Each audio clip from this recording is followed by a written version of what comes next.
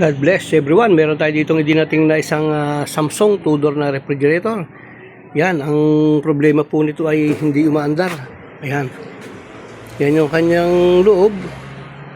At batay dun sa sinabi ng ating minamahal na customer, ay umiilaw daw siya dyan sa loob at gumagana naman yung kanyang blower. Kaya lang hindi naman daw siya lumalamig. So tingnan natin sa pagkakataon to kung ano ang problema ng refrigerator na to. So, bali ito yung kanyang bandang likod, ayan. At ang gagawin natin ay bubuksan natin itong kanyang board bago natin i-plug para makita natin kung ano yung makikita natin dyan sa kanyang board. Kung may makikita tayong blink. So, ang gagawin natin, kalasin muna natin to. Itong tatlong metal screw, ayan. Kakalasin natin yung metal screw na yan, bali tatlo yan. Para makita natin kung ano yung nasa loob at makita natin kung ilang blink yung ating makikita sa kanya. Kaya kailangan, ang ginagawa ko kasi kapag ganung nag-check ako ng mga gantong inverter ay pagka ipinalag ko na ay sinasabayan ko na ng tanggal dito sa board para makita ko na kagad kung ano yung problema niya. So ayan. Ayun oh. So yan. Ayun oh.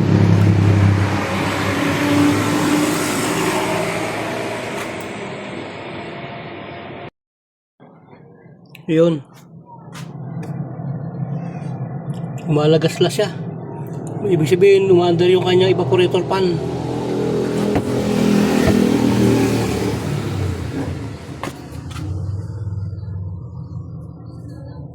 Yan, kanyang ilaw. So, yun ang kanyang blink. Tingnan natin dito. 1, 2, 3. 3 blinks.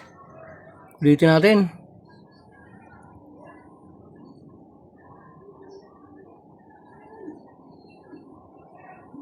Tatlo. Dito. 1, 2, 3, 4, 5, 6, 7, 8, 9, 10.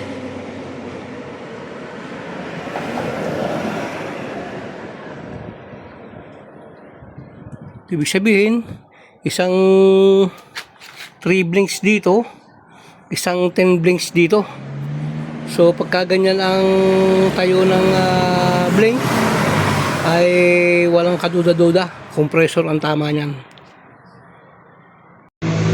Yan. Bari mayroon tayo ditong dalawang board. Ayan. Ito ay talagang sa Samsung. Ginagamit ko yan kapag ako'y nagtitesting ng mga ganitong klase ng refrigerator. So dito titingnan natin kung kapareho yung blink. Kung magkakapareha sila, ibig sabihin ay compressor ang tama. So tingnan natin. So yan, tanggalin natin to. Ilabas natin. Ayan. Ito yung ating ipapalit. Yan, ito naman yung tinanggal natin. Lagay muna natin sa rito. Yan. Tapos ito ilagay natin dito.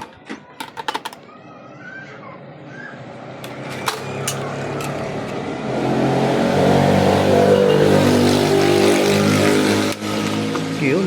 Tignan natin yung kanyang connection. Ayun oh.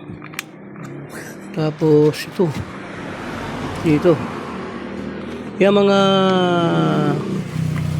plug na yan, kapag yan ay mga sakit na yan, kapag nilagay mo at yan nilikabaligtad, hindi papasok yan. Kaya hindi ka magkakamali kapag nilagay natin yan. Dahil hindi papasok siya. So yan. Halos parehas na parehas kasi parehong Samsung yan. So ito naman, tatanggalin din natin to. Bali, dalawa yung kakalasin natin. Medyo matigas-tigas lang ito eh. Yan. So naman dito sa baba. Yan. Tapos pipress lang nasa ilalim sabay hila. Ayun oh. Ilagay natin ito. Pagsamahin natin sila dyan. Ayun. Itong ilagay natin dito. Yan. Pasok lang ulit.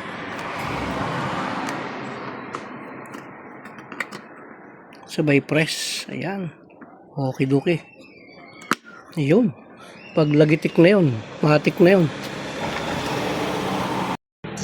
So yan, ilagay natin lahat at paandarin ulit natin siya. So yan yung ating ginalas, ayan. At ito yung ating bago. So papandarin natin. So ito, abangan natin. Dito yung ating bago. At tingnan natin kung ilang blink dito sa driving board. Isa, dalawa, tatlo. So tatlo dito. Dito naman sa ating motherboard ay bilangin natin. 1, 2, 3, 4, 5, 6, 7, 8, 9, 10. Ayun. So dito 2, 3, 4, 5, 6, 7, 8, 9, 10. Talagang 10 ang nilabasan niya doon. At dito sa kanyang driving board ay 3 blinks. Meaning na talagang kumpirmado sira yung compressor nitong ating ginagawa nito. Kasi yan, pan-testing ko yan doon sa mga ginagawa ko. So palibhasa nga sa ating pagkaka-observe ay compressor ang naging problema ng refrigerator na to. I-inquire muna natin doon sa may-ari kung ipapagawa niya pa o hindi kasi medyo mahal din ang compressor O paano mga idol? Hanggang dito lang at hindi natin muna matatapos to. Kasi kailangan pa natin ng advice ng may-ari. So hanggang dito lang muna po at marami po salamat sa patuloy niyo po pagtangkilik sa aking mga video. Marami po salamat. God bless po. Nawa po ang biyaya at pagpapala ng ating Panginoon ay patuloy na sumagana sa ating lahat.